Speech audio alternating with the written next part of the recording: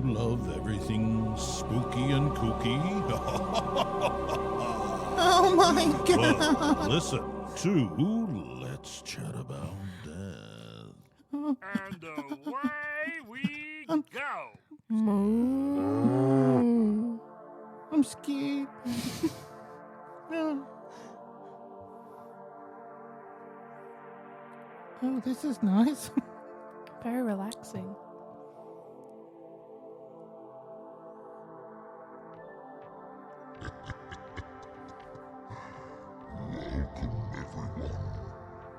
To Let's Chat About Death.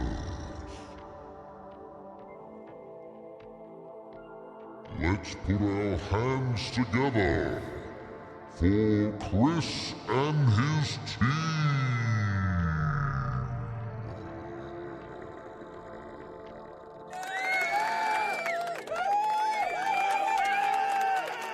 Hello. Oh, wow, what a... even a louder one. Look at that. Thank you. Thank you very much. You're too kind. Welcome everyone to another episode of Let's Chat About Death, and I'm joined by Annie today. Once again, you would have heard Annie a few times. And I know, look, you even got a clap. Well done. Fan favourite. Oh, even some drums in there too. All right, settle down now.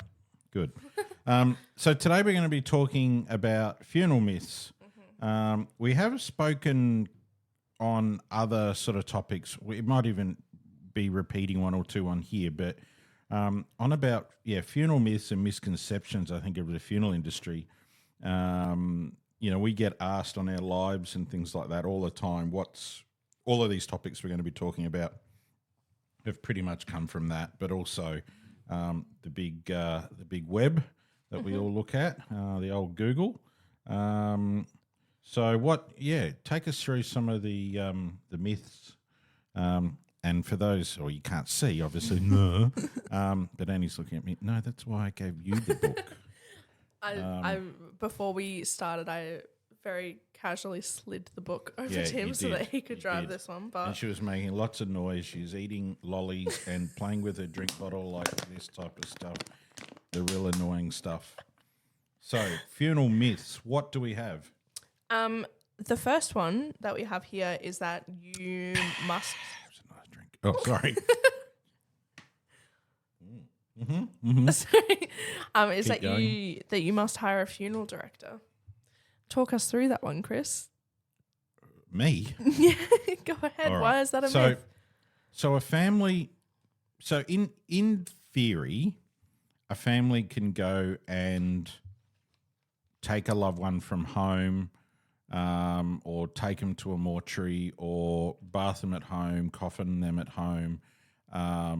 They can do all those type of things. There's nothing stopping them from doing that. Mm-hmm. But what we have spoken about before is with funeral directors, there's certain things that we do other than just the to and from. There's also paperwork involved. Yes, the family can fill out the application of cremation. They can fill out the application and interment application for the burial. But the only thing that they can't do is actually ring and book the cemetery themselves, because they're not registered to bury within that cemetery, especially our metropolitan ones. I'm not sure what the country ones do. Maybe they're a little bit, because they're not, I guess, involved in a huge trust of what we've got. What are you doing? I'm trying to eat my lolly away from the It's microphone. What did you think about putting a lolly in your mouth when we're doing this? Because you were talking. So yeah, with the registration. I mean, this family might only do it once, so there's no point going and doing that. So whereas funeral directors obviously have the registration, but also we've done the induction of their health and safety. But I think you'll find it very hard, unless it's a little bub or something else like that.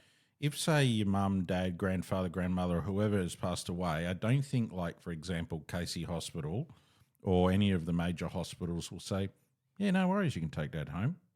I don't think they'll allow that.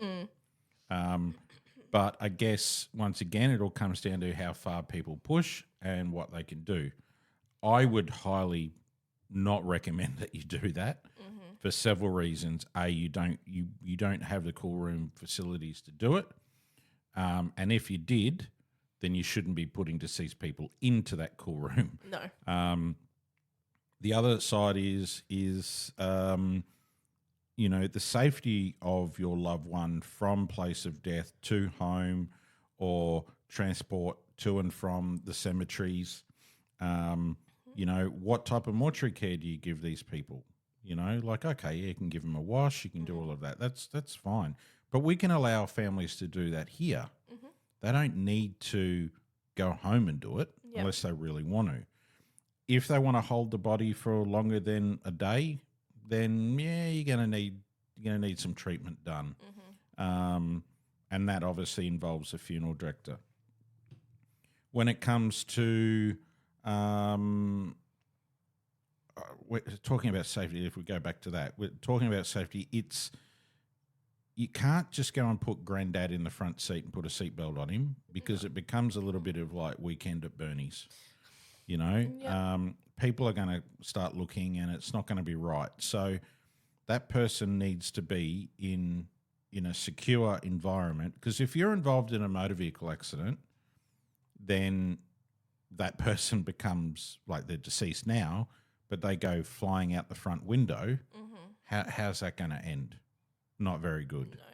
No. And I don't know if TAC and all that will, pay on that proviso that that's what's happened. Yeah. So there's a lot of Insurance-wise. a lot of things. But if a family came up to me and said, "Look, Dad had a beautiful ute. He loved it. It was his pride and joy," or he had a truck, or he had a horse and carriage, or whatever. Sweet, no, not a problem. But how are we going to secure that coffin to that vehicle? And we will be following you, so you're not going there by yourself. And we've done multiple ones like that. Riding on the back of a big semi trailer. We did Keith's last ride.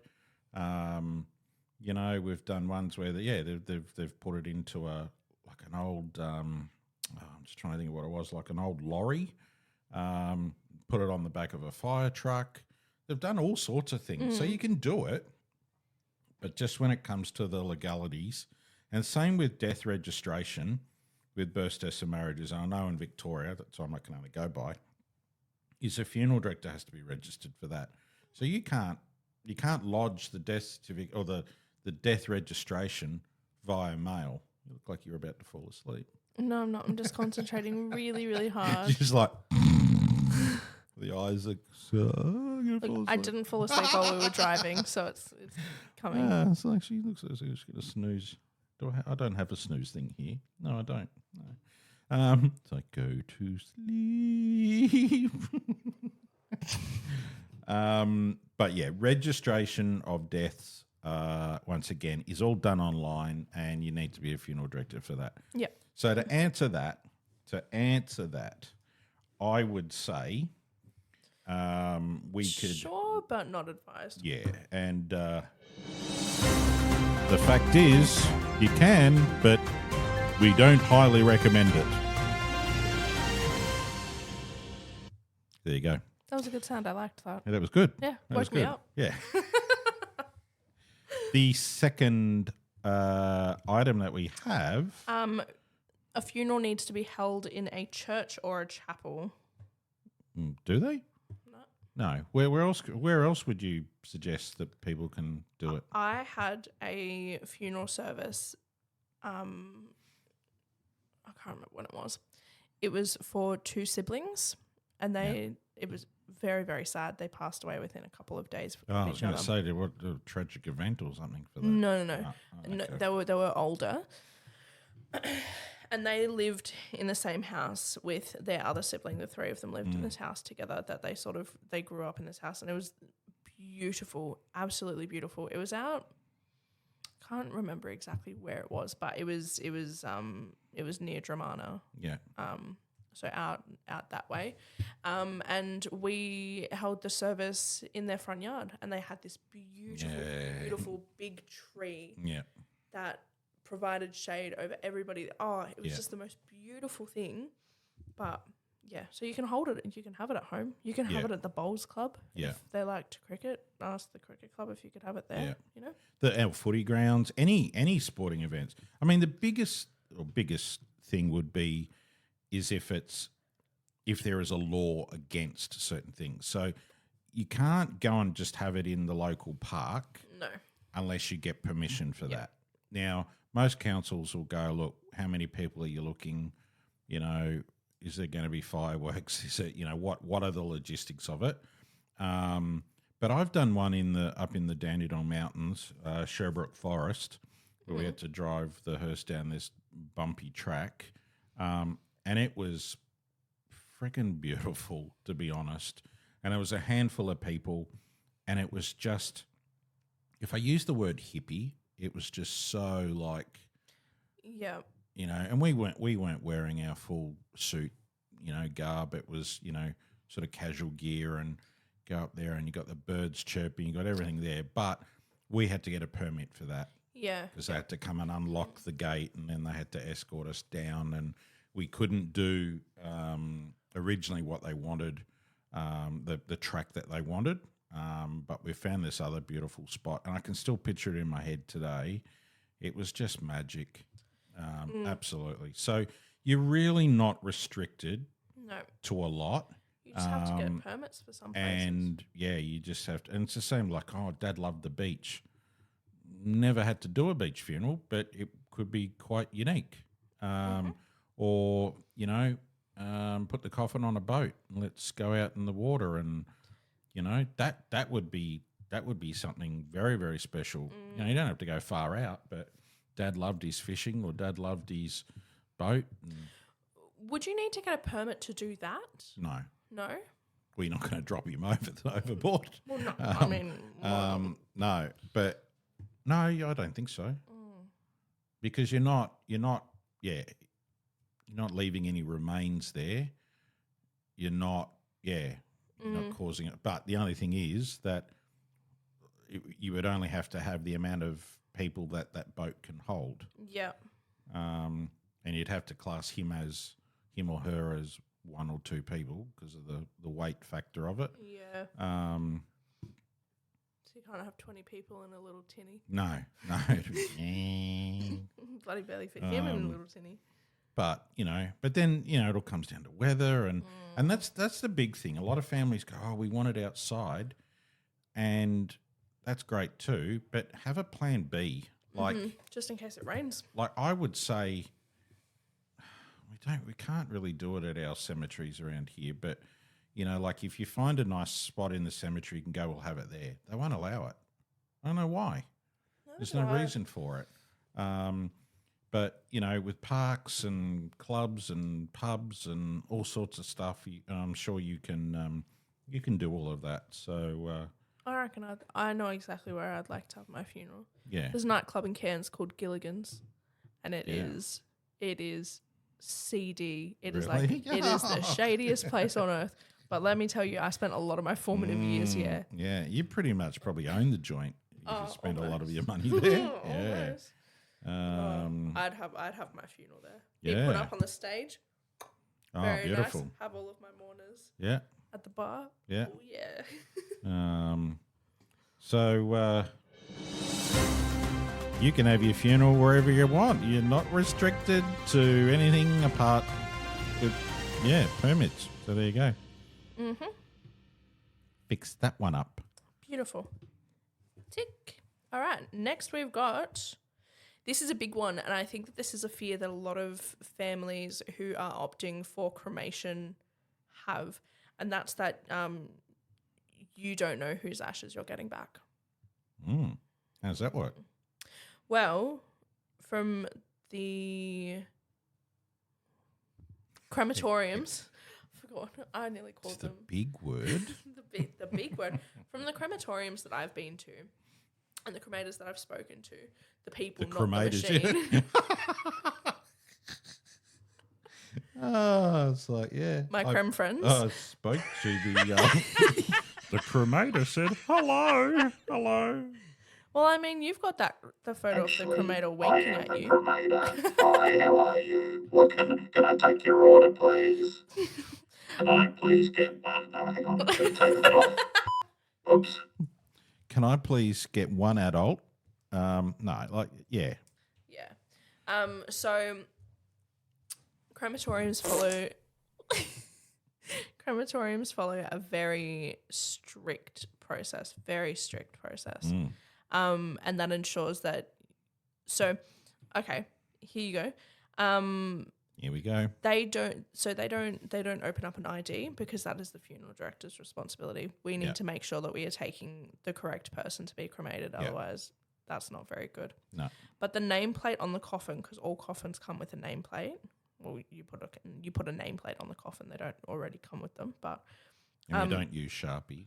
no, you don't use Sharpie. Some do. Some do. They do. Yeah. Just write the name in Sharpie. Disgusting. Uh, Horrible. Yeah. Honestly, with some of them out there, I'm not surprised. Yeah.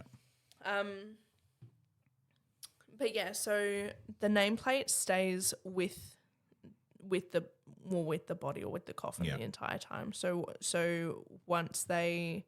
before they get put into the cremator, the nameplate, goes on the side. Yeah.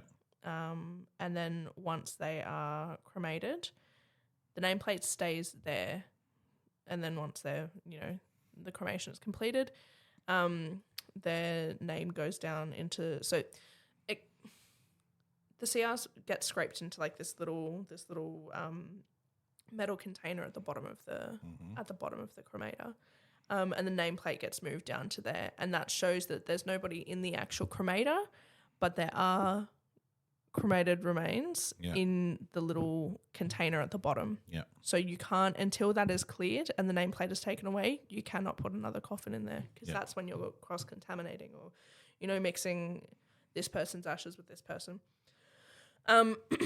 So the other thing is just a little point about that once one body has been, they call it raking. They rake out or broom out the ash into a hole that then goes into the metal container.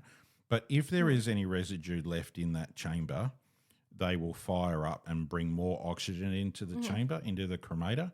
That will burn off any excess there. So, and you can see that, or we see that, if we are looking through the little glass viewfinder, you'll actually see they're like little fairy dusts. And so it's like anything. You think about, it sounds really awful, but if you think about a pizza stone, right, for example. Now, all cremators are bricked. So I'm only using the pizza stone because it sort of gives a good indication of what, like a pizza oven or something would be like. You've got flame, you've got all of that. So if anything goes onto that stone, it can absorb into there, or it can. So there's always going to be a marking, or you may have minuscule little bits of cremator remain from hopefully not a whole lot of it, but if they do their role as a cremator technician, then there's nothing. You know what I mean? So the chances of you having a little bit of Mr. Brown is, possibly 80, 90% maybe. But we're not talking like half a cup. no, we're talking specks. Yeah, specks that you probably wouldn't even be able to see it with the naked eye. Yep. But with the pizza, like the stone and the bricks, they're all, they all hold dust, they hold heat. Yeah, there's got to be something. You can never have a clean area for that. But yeah, so those ashes, as you said, so they've got the nameplate, and that follows all the way through. Follows doesn't it? all the way through. Yep. The other thing is just to talk about. It's not on our pad, but is why is ash called ash? Like, or what else? Like, does everything get cremated? Like, do they, at the end of a cremation, there should be more than just bones. But there's not, No.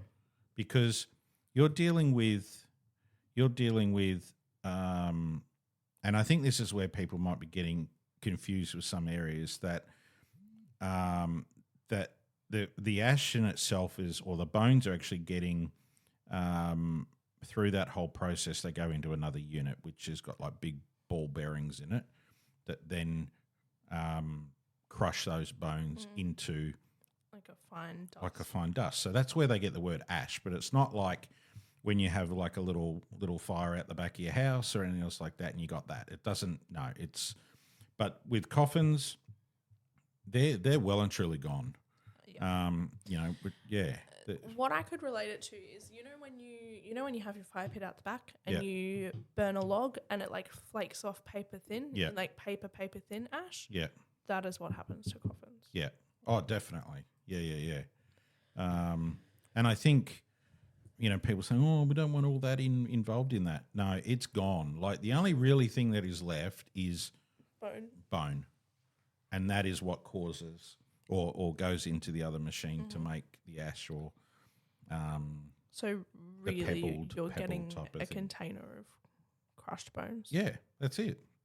So you don't have to worry about it being entirely coffin. Which when I first started, I was told not by one of the creme friends.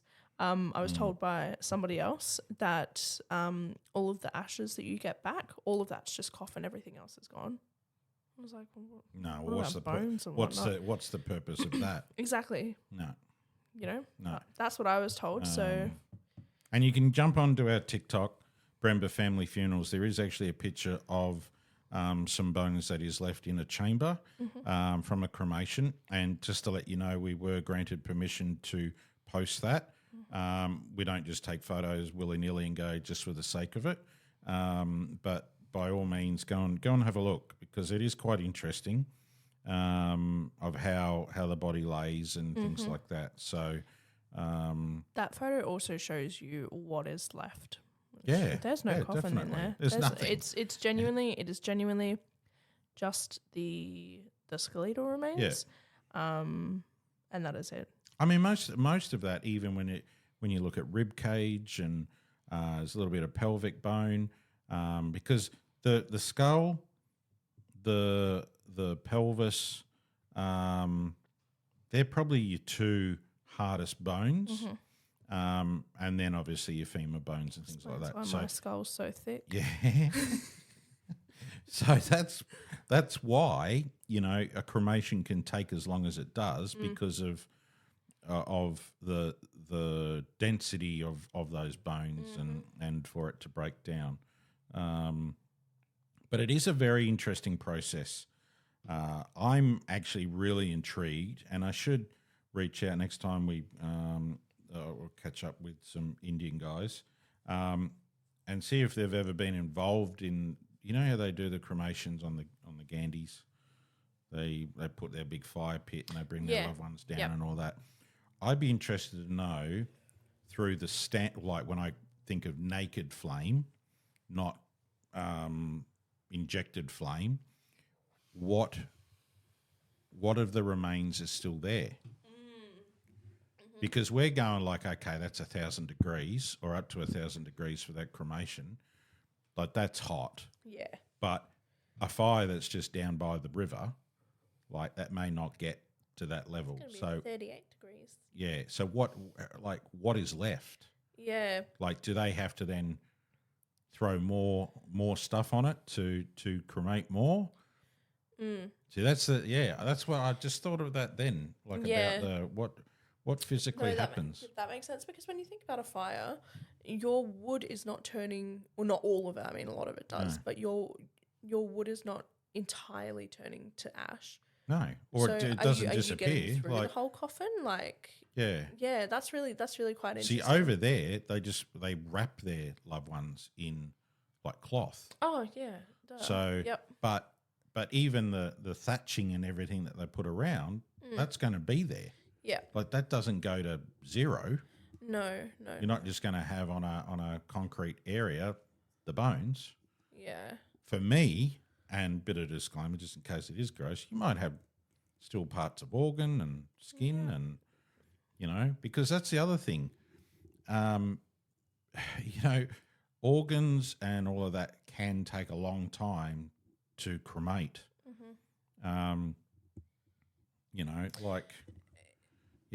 It's not often that I think about the organs side of it. I always when I think of a cremation, I think of coffin, flesh, and then Bones. down to bone. I've never No. thought about organs. Like your before. liver and your intestine. It's just all of that is like having, and I keep going back to. I'm just trying to get people to picture it in their head, like a roast.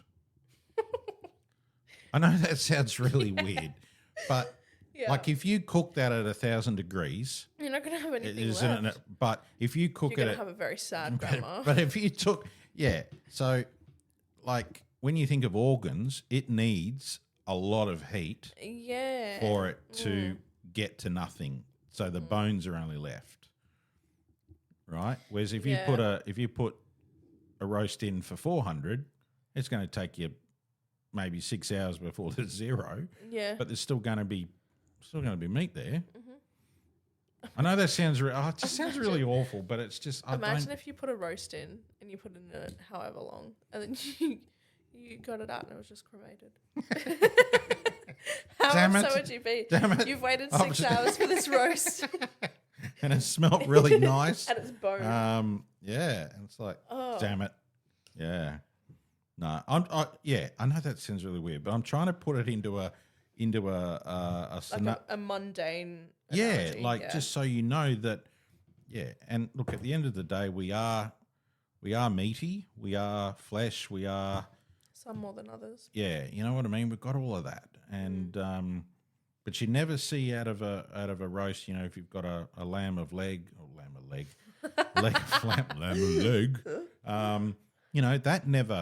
that never deteriorates. No. That's as white as what it was when it first went in. So there's got to be a process, which there is, to break all that down. Yeah. So. Yeah, I can't even remember what the question was. The question was how can see, even you don't know. No, See? the myth was that you can't tell whose ashes you're getting back. Yes. Yeah. Yes. So You can. yes. Because so we'll go to that. Hang on. We'll do. Do you want to do the thing for this one? Hang on. I've got to find where it is. Bear with us. Okay, top one. Yeah. So you do Myth know what you're getting back. busted. Yeah. You do know what it's coming back, and you should. Yeah. I don't want to have the last person. Nope. Hopefully that puts some people's minds at ease. Yeah. Next, Or made you very hungry. yeah, Maybe sorry. maybe Sunday night roast On a Friday night. on a Yeah. It is Friday. Well, so these people don't know what it like. They could be be yeah. listening to this on a Wednesday. Oh, that's true. So, well, but it's Friday where we are. So there we you can go. pretend it's Sunday if you'd like. It's Sunday. Sunday. We're still on the cremation topic, and the next myth is that multiple bodies can be cremated together. Oh God. Sorry, I dropped the pen. Which, no, they can't be. Myth busted. Play the tune. They can't. What? So what was that? What That were you talking about? multiple bodies can be cremated together. Okay, let's go. Let's do that. Yeah. No, they can't. No. Maybe in the old days, but not now. Nah. That was a very quick one. That was You very easy. like one. that? Yep. That was good. Done. Quick and easy. Moving on. The next two are actually about coffins and caskets, which is exciting. Does anyone know out there what the difference is between a coffin and casket? A lot of people tend to talk about, aren't they the same? It's like, no. Take us through it. What is it? What is a coffin when she finishes yawning? A coffin? Must be so boring doing this. No, it's not. I'm just a sleepy, tired person. We know this already. Yeah. Difference between a coffin and casket. Basically. Sorry. You're welcome. From my understanding, coffins, first of all, coffin shaped, the long diamond, but with square at the bottom.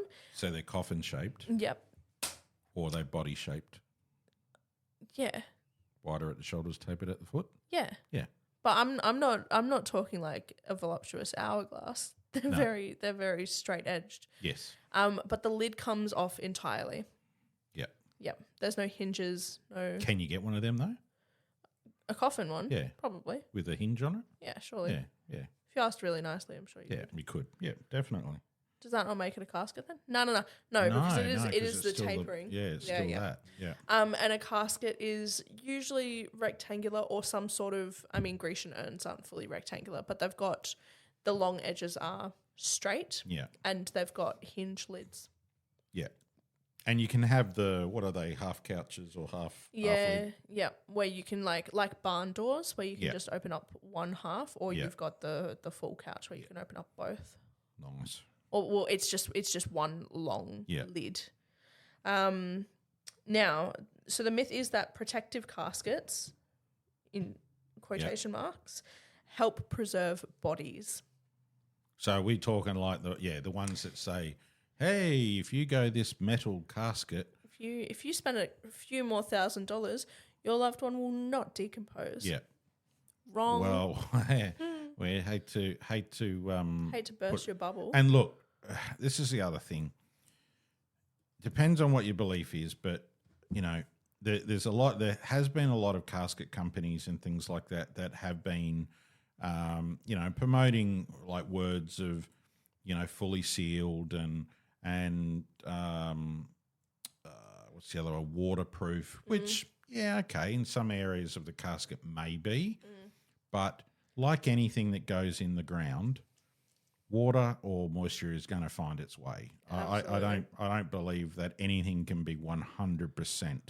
No. There would be So any of the protection caskets or coffins where they say fully sealed, they're not fully sealed. They're not like we don't go and get a tube of silicone and go and seal it up, right?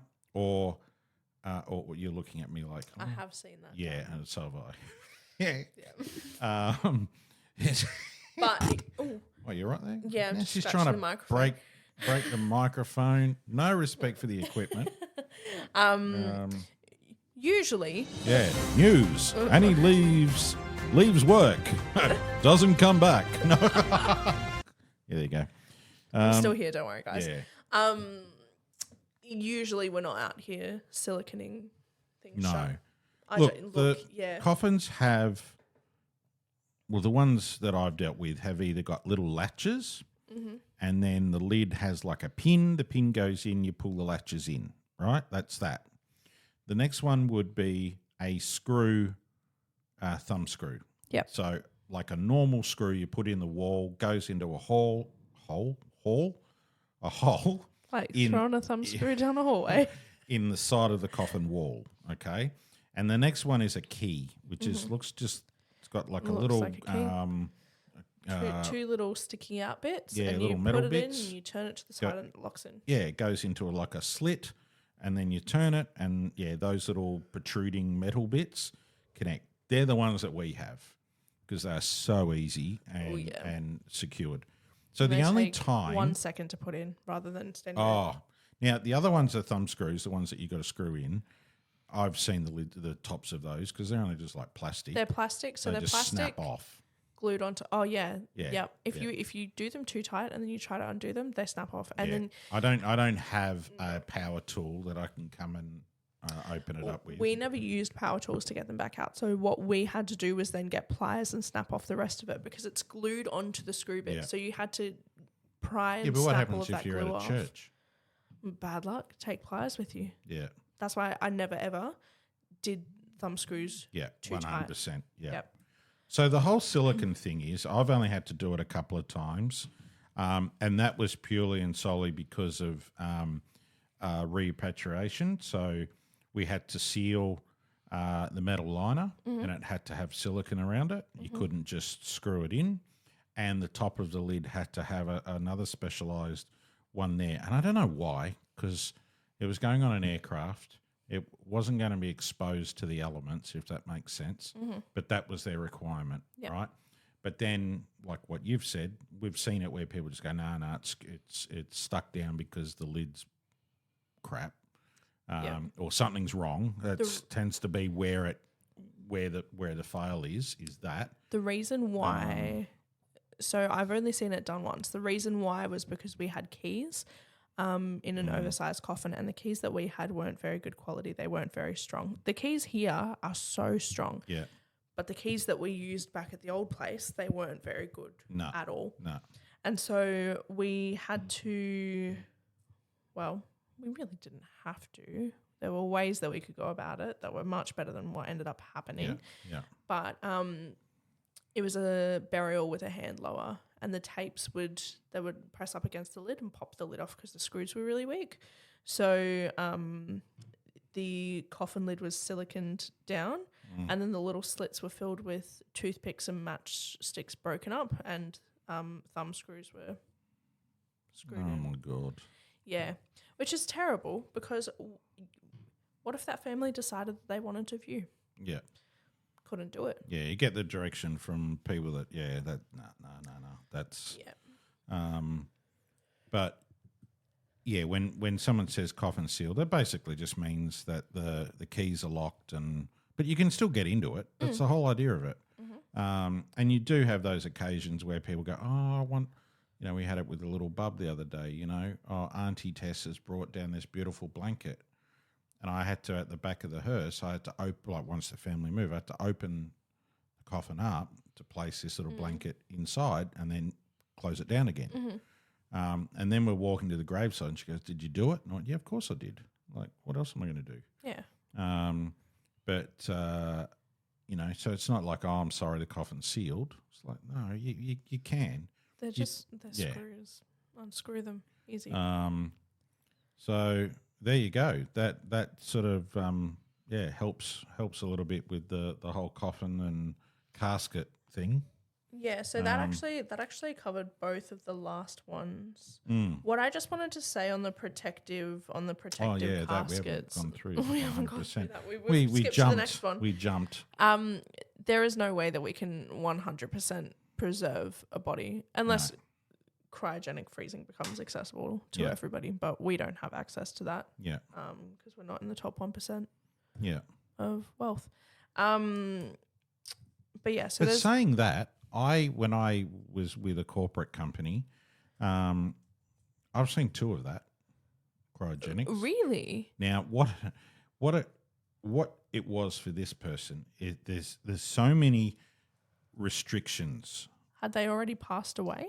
No, not at that point, right? So okay, hold on. So leading up to, like, he was the person, or the persons were about to pass. But within 15 minutes of that person passing, they have to be given an anticoagulant injection. Which stops blood clots, doesn't Clots, it? yeah. So that has to happen within 15 minutes. Yep. The transfer needs to happen within, say, half an hour, right?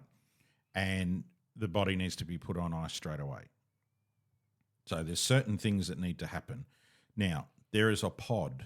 Now, I'm talking like a metal ball, right, thing that gets filled with dry ice. And so you call these cryogenic people and they will meet you at your mortuary. They will then, it doesn't matter what day, time, whatever. We knew that this one was happening, so they brought this ball there, or pod. When the body comes back, that body then has to go straight into this cryogenic pod. Then it's dry iced, which it's already loaded, ready to go. They just pop the seal. And then they load it onto this truck and they fly it overseas to America. So we don't have, well, my understanding is we might now. We don't have the I facility. don't think we have a cryogenics thing here. So the 2 I've done, I was lucky to be on the van for one of them. And that was the most like, oh, quick, you got to get in there, you got to get out. And it's like, well, this family wants to grieve their loved one, but on the other side, they want to be cryogenic, so they've got to do it. You know? What is the purpose of that? Oh, because they want to come back in 100 years. You know? But they've already passed away though. Yeah, but then they can jumpstart them. Oh. Yeah. It's like, okay, we're going to bring like, what's his name? Captain America. Yeah. Even though he's Marvel. But bring out Captain America. We'll take him off ice and then we'll jumpstart him. Oh. I heard a conspiracy theory that Walt Disney decided to was cryogenically frozen when he passed away. Yeah. And there were so many people who were Googling it that they released the movie Frozen, so that if you searched Walt Disney Frozen, came up with the movie and not the theories about him being cryogenically frozen. Yeah. Mm. Yeah. So look, there's quite a few people, but it was Is it real though? It's space age stuff. Like the guys that came were they weren't just wearing shorts and t-shirts. They look like Secret Service. Like it was so unreal. So Even though they put it on the back of a truck. Have they ever gotten somebody out and jump started them? Oh, I've never heard of that. Yeah, I was going to say Never that's a heard lot of of it. There's a lot of money and trust Yeah. to put so into. the injection itself was like $15,000 for the you can go to the camp, like you go to the hospital. That's what they give you when you're laying in bed. They go, oh, just put your put your top up, stab, so you don't get clots in your legs. Yeah. But $15,000 for this, what is it that's different to the one that you get at the local hospital? What's the difference? Idea. Then you've got the cost of taking your body from in a pod onto a jet thing and flowing over to America. Then you've got yearly fees. Like it'll be just these, I don't know. Once again, you're relying on TV for it. But I don't think they're just maybe they are laying in drawers, I don't know. Or if they're in those tanks, those tanks that you see. Yeah. I don't know. Does that mean that if you fail to make your yearly payment, they just unfreeze your loved one, give them a jump start and send them out onto the streets of Ohio? Off you go. You got no clothing here. Sorry, mate. Sorry. Yeah. There's a department store down the road, a Walmart, if you'd like to go. Oh, sorry, I can't give you all. But I don't know. Like we had a little girl. Actually, I might do that for another podcast because, I'll tell you now that I've shared it. We had this little girl that was at our mortuary, I was still with corporate, and she had gone over to the US with her parents. Now, she would have been, 6 or 7, and she was dying. Okay, so I don't know if it was Make-A-Wish or whatever, but they sent her over and she went to Disneyland and all that type of stuff.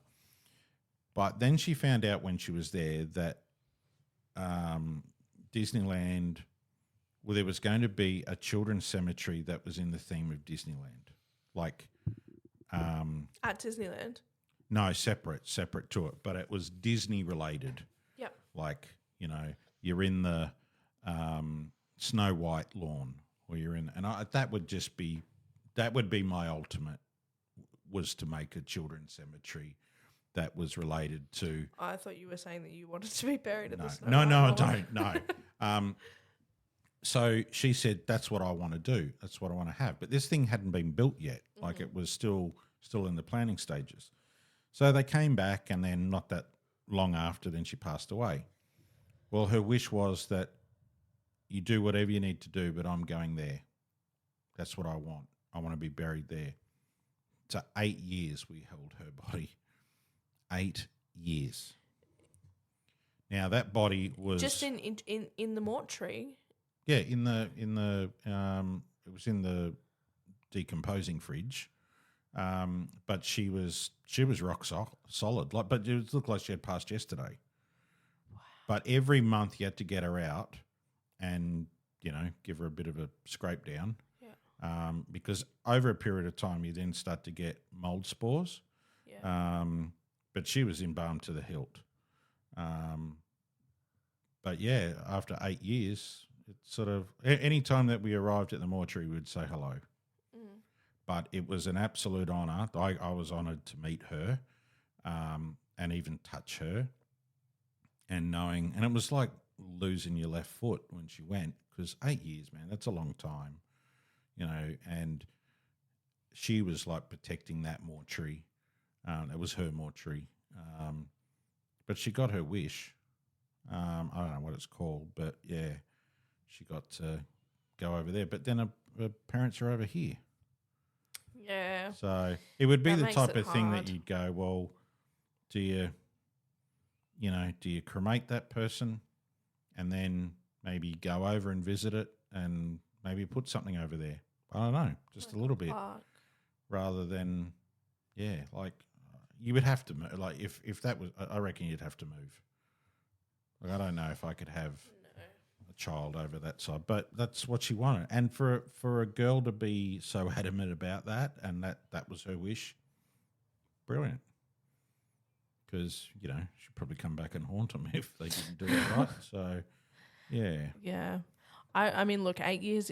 8 years is such a long time. I remember we had a woman where I used to work, and she passed away, but a lot of her family was overseas. So they, her son and her daughter, they did a viewing a week after she passed away, and then we didn't have her funeral service and her burial for another month and a bit after that. Yeah. And when we finally, you know, buried her and laid her to rest, it was like the mortuary just felt so empty. Oh, And we yeah. only had her for a month, so I Yeah, don't yeah. know what. We've done that here, exactly the same type of thing. But look, there is so many different myths, and hopefully we'll cover more in future episodes. And you might even want to, you know, you might be thinking, oh, I don't know what this is, but you know, make comment on our socials, Facebook, Instagram, whatever you want. Go on TikTok, follow what we're doing, and Bremba Family Funerals. Yep. Because without you guys telling us what you want, we know it, and it's just a matter of if we don't, then we'll research it and get back to you with it. So, And even if you jump on the live stream, 30 Sundays with Bremba. Sundays with Bremba. Let's chat about death. Yep. And you can ask any questions that you've got there. Definitely. As well. And look, it's not all loom and gloom. We do have a little bit of fun on there. But yeah, love to see you on there. And I think that's our time. Someone's pressed the button, which so happens to be me. Thank you so much for joining us. Thank you, Annie, once again. Thank you. And you get it. Yep. And we look forward to joining you for another episode. Thank you very much. Bye for now. Bye-bye.